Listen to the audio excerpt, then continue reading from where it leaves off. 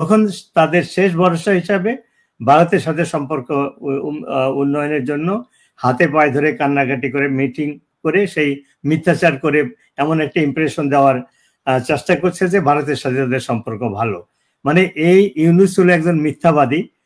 তার মানে অনেক এক্সাম্পল দেওয়া যাবে। শেষ চেষ্টা হলো যে জাহাঙ্গীর সাহেব উল্লেখ করেছিলেন যে কি যেদিন মানে বিদেশি কোম্পানিগুলো ভাঙচুর করা হচ্ছে, লুট করা হচ্ছে, সেই দিন সেই ইনভেস্টমেন্ট সেমিনার করতেছে এবং মিথ্যাচার করতেছে যে বাংলাদেশ বিদেশি ইনভেস্টমেন্টে ফ্লাড হয়ে যাবে।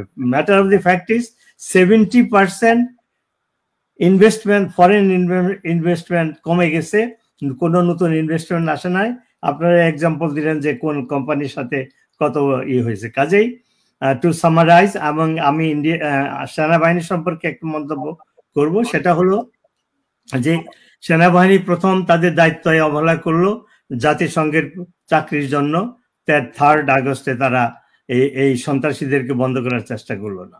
বঙ্গবন্ধুর বাড়ি ভাঙ্গা হলো, সেটা বন্ধ করার চেষ্টা করা হলো না।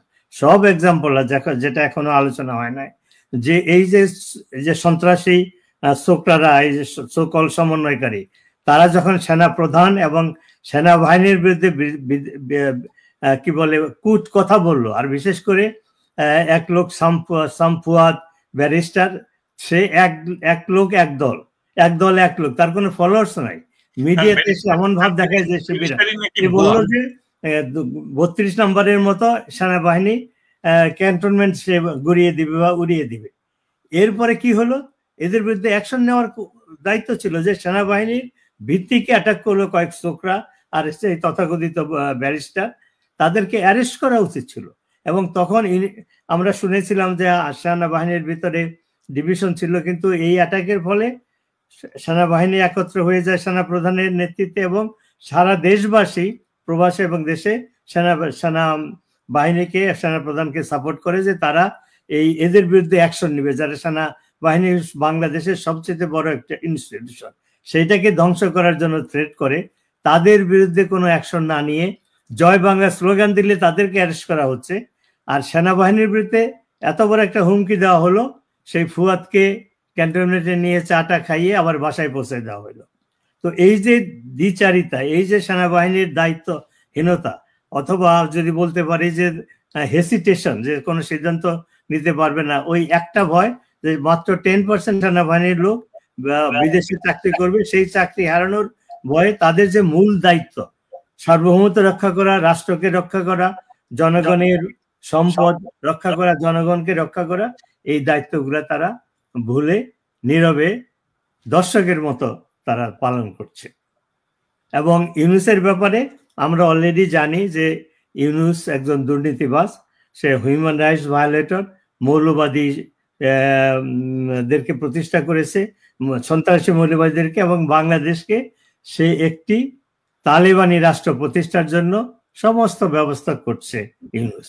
কাজেই আমরা বাংলাদেশের জনগণকে প্রশ্ন করতে হবে যে আমরা কি বাংলাদেশকে তালেবানি রাষ্ট্র প্রতিষ্ঠা করতে চাই কিনা। যদি না চাই, ইউনূসের বিরোধিতা করতে হবে। ধন্যবাদ। জয় বাংলা, জয় বঙ্গবন্ধু। দস্তগীর জাহাঙ্গীর, আমি বুঝতে পারছি আপনি অপেক্ষায় আছেন, আপনি আপনার হোয়াইট হাউসে আপনার প্রেস ব্রিফিং চলে যাবেন। আমি আপনাকে অনেক ধন্যবাদ। আপনি যদি শেষে ঠিক 2 মিনিটে, আপনি 1 মিনিটে আপনার বক্তব্যটা শেষ করে দেন, তাহলে আমরা আজকে শেষ করবো, আপনাকে আমরা ছেড়ে দেবো আমাদের গুরুত্বপূর্ণ আপনার যে মিটিং আছে, মিটিং এর জন্য। অসংখ্য ধন্যবাদ আপনাদের NRB ওয়ার্ল্ড কে, 24.com কে আমাকে এখানে আমন্ত্রণ জানানোর জন্য। আর বাংলাদেশে যেখানে 8 বছরের শিশুকে রেপ করে হত্যা করা হয়, যেখানে শিশু রেপের পর তার পিতাকে বিচার দাবি কেন করলো তার জন্য হত্যা করা হয়, এই সময়কাল চলছে ইউনূস সরকারের সময়কাল, যেখানে 30 জনের মতন প্রথম সারির আমাদের শ্রদ্ধেয় সাংবাদিকগণ ফ্যাব্রিকেটেড হত্যা মামলায় জেলে বিনা বিচারে আছেন, এবং অনেক মুক্তিযোদ্ধারা বিনা বিচারে জেলে আছেন, এবং অ্যাডভোকেটদেরকে জেলে নেওয়া হয়েছে গতকালকে 86। এই ললেসনেস যে অবস্থা, বিচারহীনতার অবস্থা থেকে আমাদের দেশ তাড়াতাড়ি মুক্তি পাবে, সেই প্রত্যাশাই ব্যক্ত করছি। এবং আপনাকে অসংখ্য ধন্যবাদ আমাকে এখানে আমন্ত্রণ জানানোর জন্য। ধন্যবাদ আপনাকেও। ধন্যবাদ আপনাকে। সুধী দর্শক, আমরা আজকের মতো এখানে শেষ করব। আগামী মঙ্গলবার ঠিক একই সময় আমরা আবার আপনাদের সাথে অন্য কোনো অতিথি নিয়ে উপস্থিত হব। ততদিন পর্যন্ত ভালো থাকুন, সুস্থ থাকুন।